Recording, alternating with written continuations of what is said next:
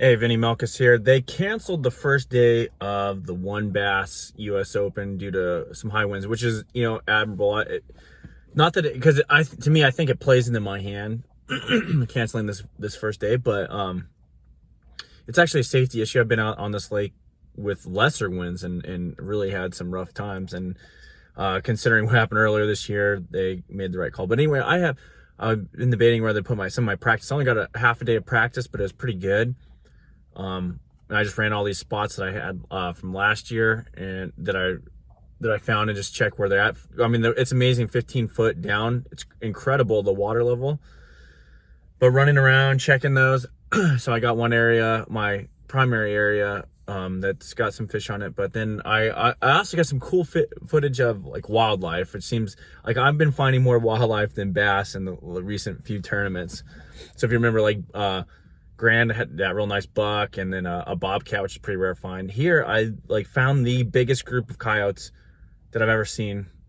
Just running around the lake exploring. I found one in the morning, and then he was howling to another group. So then I went and checked this other area, and I wasn't even really fishing. I was just looking around, and there's probably 15 to 20 coyotes. Maybe I haven't really counted. It was the largest group of coyotes I've ever seen. They're crossing this shallow portion of the water, and it was pretty incredible. Then you got the quail, which I'm sure a lot of people around here, they see them all the time, and I used to living out in the West, but now that I've been in the Midwest for a little while, I kind of realize how much I miss, and I take for granted all seeing coyotes or burros and deer or mule deer and quail. Quail are cool little birds. But anyway, found those. And then, I found some fish, which is good. I felt really confident going into this day one, regardless. But when they cut that day, here's what it does for me. And I might try to splice some of that footage in there. I don't want to give away some of the footage is taken where I'm going to be fishing, so I didn't want to really give it too much away. So I might do that later in a separate video, which I'm not going to film this because if you didn't know, my Grand Lake tournament, I knocked one of my GoPros out. So I have one GoPro left that I'm trying to save, and then we'll get another camera here hopefully soon. But I didn't even bring my big battery pack, so I'm not going to film. I'll do recaps and then go from there. And then I'll probably put the other footage of the wildlife on another one. But anyway, so here's how this plays out. What does losing a day on Lake Mead on a tournament like this do for you if you play her out? Some guys are going to freak out.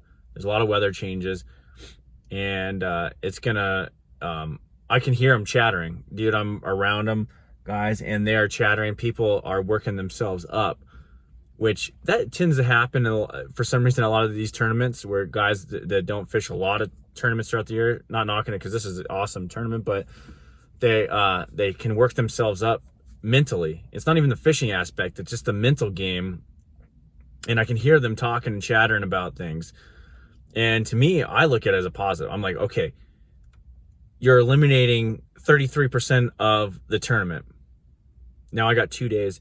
A lake like this that doesn't see the dynamic of Mead. It's a beautiful fishery, a lot of fish, but the fish per acre foot of water is less than you go to the Midwest, right? There's just not as many fish in these areas. You can go around and I like graphing and not see crap for a while, and then you'll go to an area and it'll just be brimming with life and bass and stripers and all that jazz. But so that's, and I guess to wrap it all up. So what it does is it allows you to go into those areas that you have fish and lean on them harder. When you're worried about 3 days of fishing, you go that first day and you really lean on them on a lake like this, then you try to go back. A lot of times you're left barren and you have to go then scramble and find these other areas, which that's one of the challenges of this tournament is really to do that. But now you've changed the dynamics a little bit, and in my opinion, works out for me. Now I can go to those areas that I have fish, and I can lean on them harder. I don't have to worry about exhausting those fish as well. I can go in there and really push on them, and hopefully bring in the 10 to 11 pounds that's needed to be in that top 5 Well, you probably a little less, but I don't know if guys are. But if you get a 10-pound bag here or 11-pound bag, you're going to be in at least a guaranteed top 5. I would imagine, if not like competing for the top 3. If you happen to get anything over that, you're just super golden. But that's my thoughts on it. And so practice went well. Like I said, I only got half a day, but it went well for me. It was very productive. And I'm starting to become a believer in, like, if you know, like, especially the time you spend on them on that lake is not always productive, you know. So I mean, you want to have productive time rather than a lot of time, in my opinion. So I felt like it was productive. I was actually really stoked to go out there. But seems like things like this is, to me, I look at it in my mind, because I've had such bad luck this year. I'm like, wait, they're canceling the day? Granted, it probably broke something because it's so nasty out, but it's like, man, this is playing in my hand. Finally, some good stuff is happening. But anyway, I want to, like I said, I'll put the video of the animal stuff on later, and then a couple fish that I had caught in practice.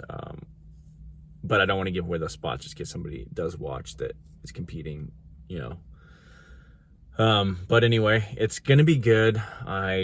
This should be a check for me. I do fairly well as long as equipment doesn't break down in one bass tournaments, because I love these lakes. Anyway, please subscribe, and I'll talk to you later.